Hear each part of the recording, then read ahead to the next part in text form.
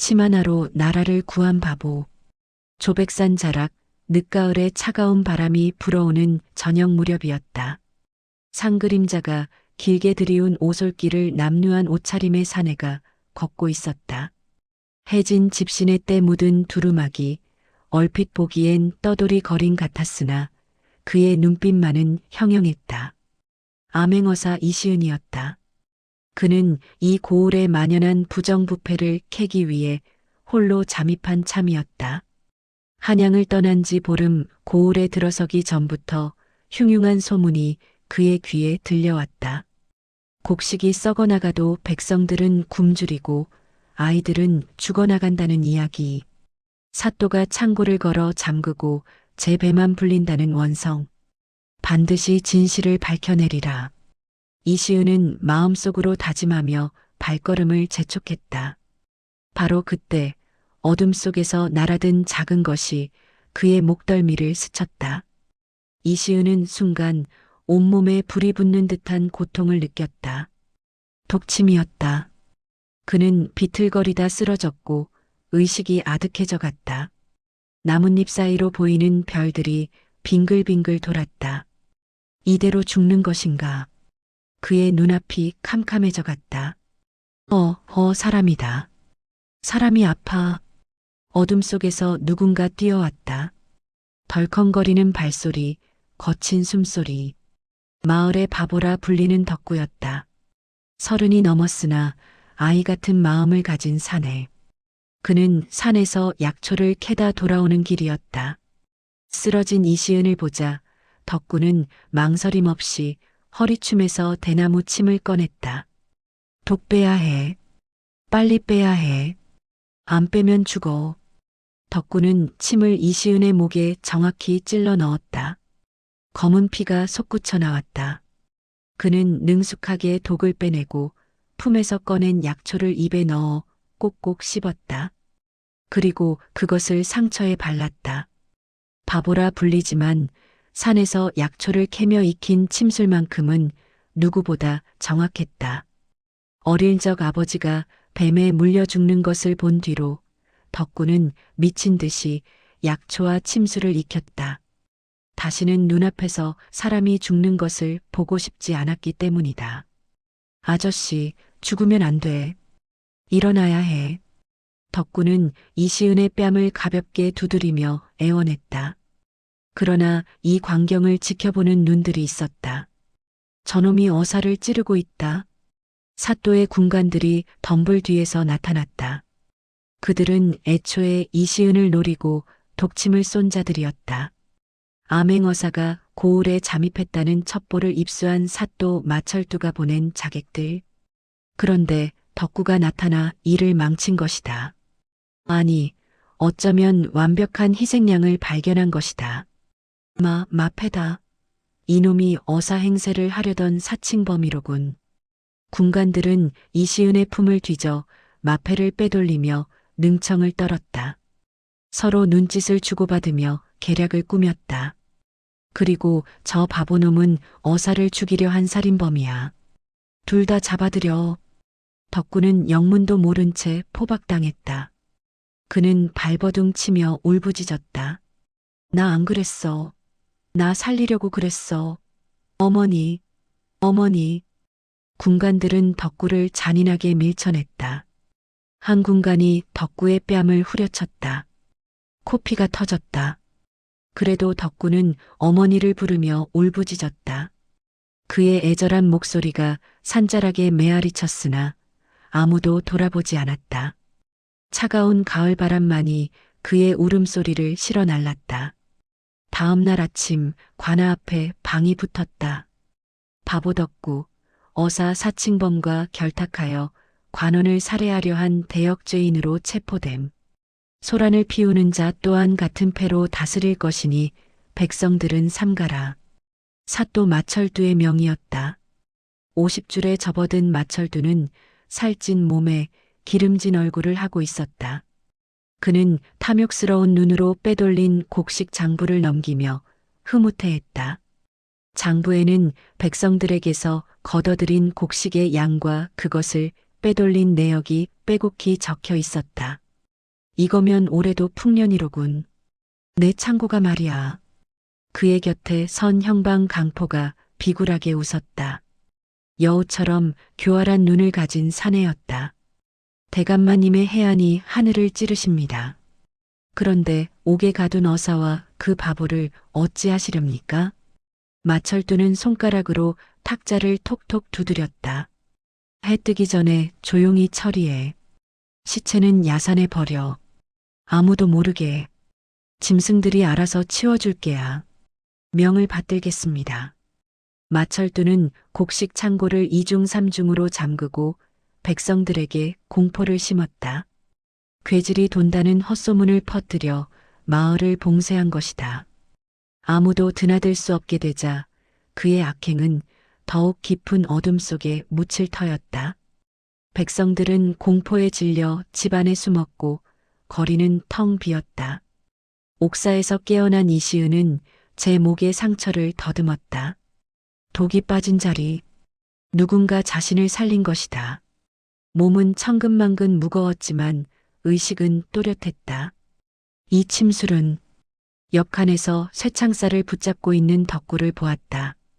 등에 매질 자국이 선명했다.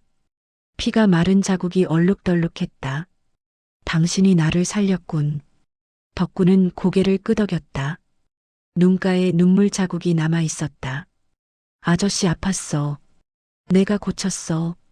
근데 나쁜 사람들이 와서 때렸어. 이시은은 덕구의 눈을 들여다보았다.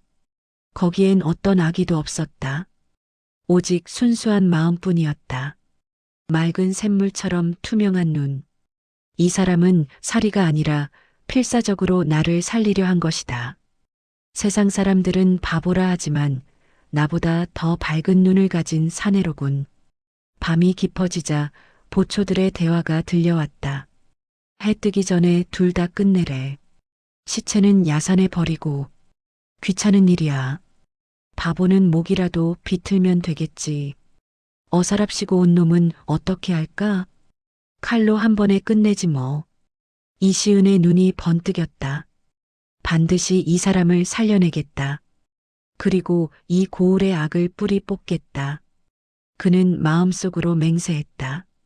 같은 시각 사또의 동원에 그림자 하나가 스며들었다. 남장을 한 여인 비장월하였다. 그녀는 한양에서 암행어사 이시은의 행방을 쫓아 내려온 것이다. 이시은과 함께 여러 고을을 돌며 악을 처단해 온 동료. 뛰어난 무예와 날카로운 두뇌를 가진 여인이었다. 칼을 품에 감춘 채 대들보 위로 올라간 월하는 숨을 죽였다. 마철두가 낯선 사내와 마주 앉아 있었다. 촛불이 두 사람의 얼굴을 비추었다. 비격진 철례 20기와 화약 50근, 약조대로 오랑캐 상인에게 넘기면 되겠소? 그렇소. 대금은 은자 3,000냥. 어사만 제거되면 아무도 이 사실을 모를 것이오. 일이 잘 되면 내년에는 물량을 2배로 늘릴 수도 있소. 월하는 입술을 깨물었다. 조선의 신무기를 적국에 팔아넘기다니. 이것은 단순한 탐관오리의 횡포가 아니었다. 명백한 역모였다. 나라를 팔아먹는 대역죄. 월하의 손이 칼자루를 움켜쥐었으나 지금은 참아야 했다. 증거를 확보하고 이시은을 구해야 했다. 다음 날 마철두는 더 교활한 수를 썼다. 덕구의 어머니를 옥사로 끌고 온 것이다. 늙고 쇠약한 노파는 아들을 보자 울음을 터뜨렸다. 흰 머리카락이 헝클어지고 누더기 같은 옷을 입고 있었다. 덕구야, 어미가 왔다. 이게 무슨 일이냐? 어머니. 덕구가 쇠창살을 붙잡고 발광했다. 쇠창살을 흔들며 어머니에게 손을 뻗었다. 마철두는 차갑게 웃으며 이시은에게 말했다. 어사인지 뭔지 모르겠으나 내 놈이 숨긴 거래 장부를 내놓아라. 분명 어딘가에 증거를 숨겨두었을 테지. 그러지 않으면 이 노파의 목을 벤다. 이시은은 이를 악물었다. 나는 아는 것이 없소.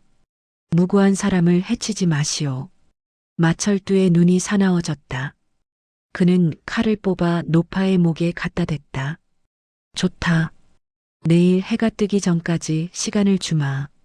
그때까지 마음이 바뀌지 않으면 노파부터 죽는다. 그리고 그 바보놈도.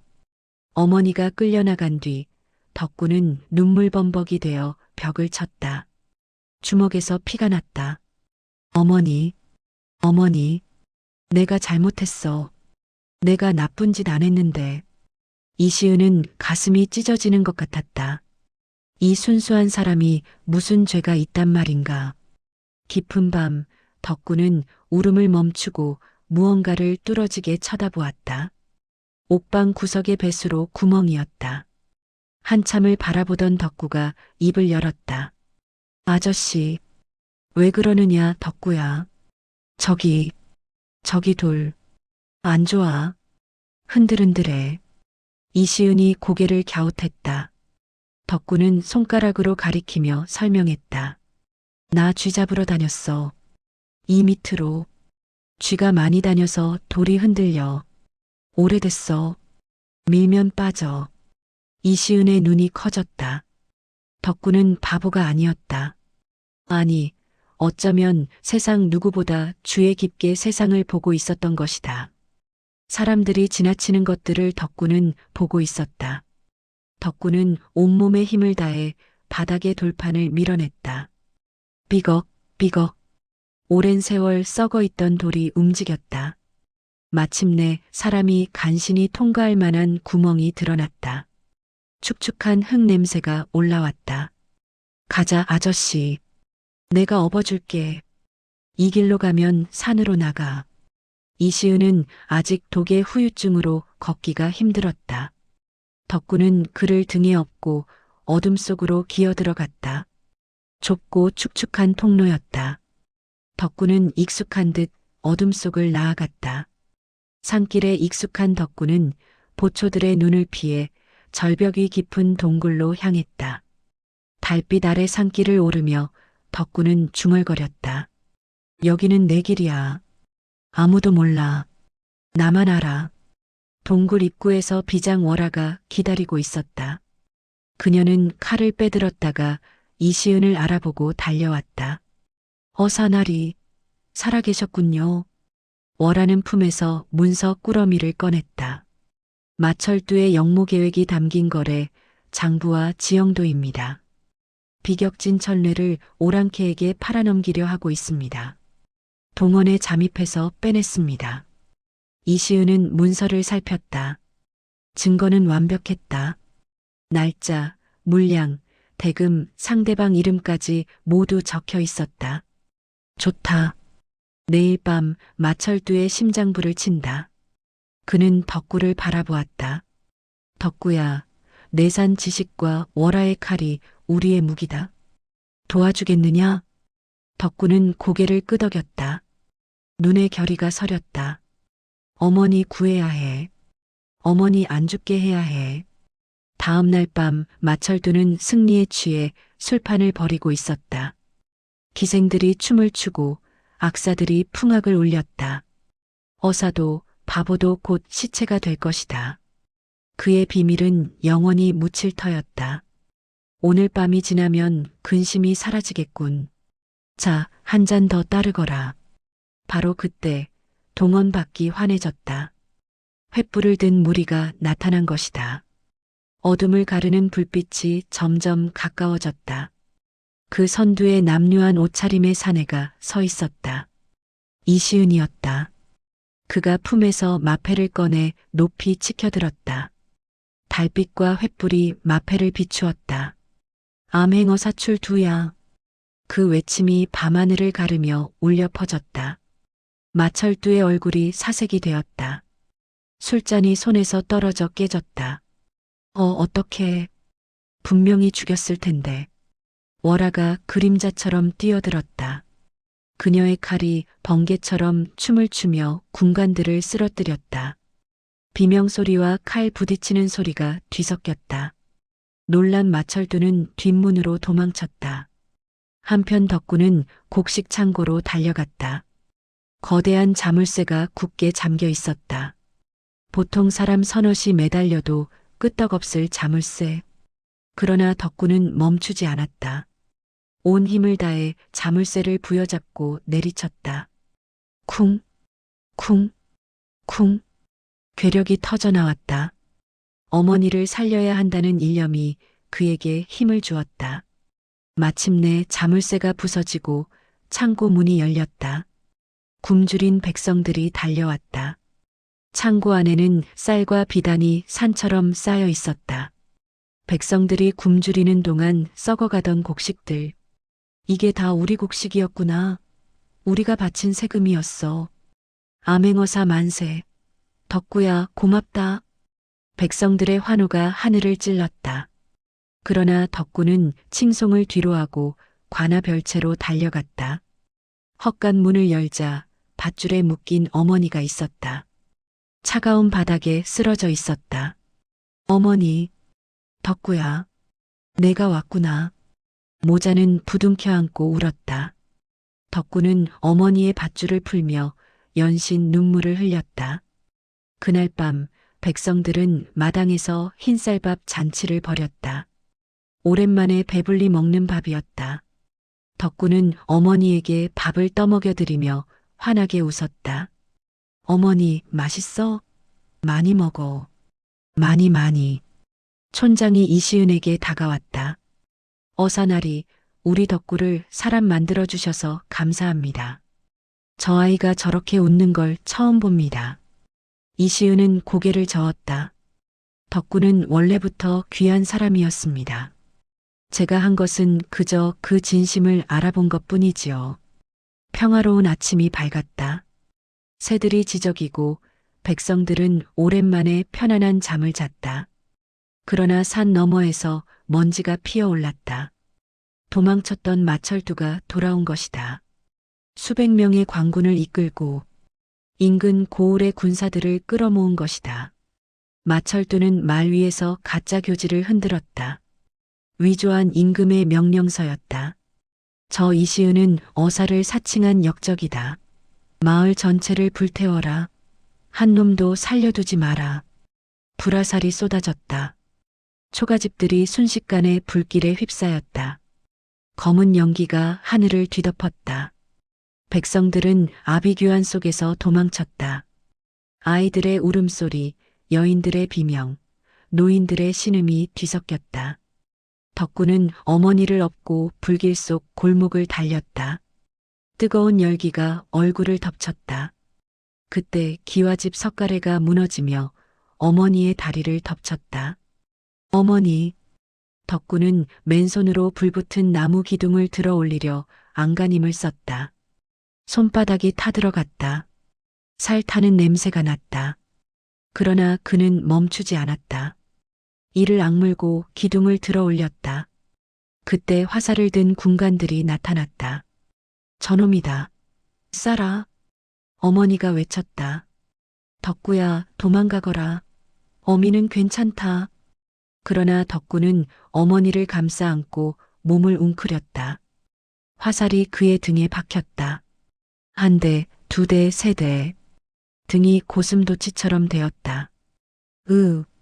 그래도 덕구는 어머니를 놓지 않았다. 피가 흘러내렸지만 그의 팔은 어머니를 꼭 감싸고 있었다. 이시은은 불길에 갇혀 누각으로 몰렸다. 사방이 화염이었다. 도망칠 곳이 없었다. 뜨거운 열기에 숨이 막혔다.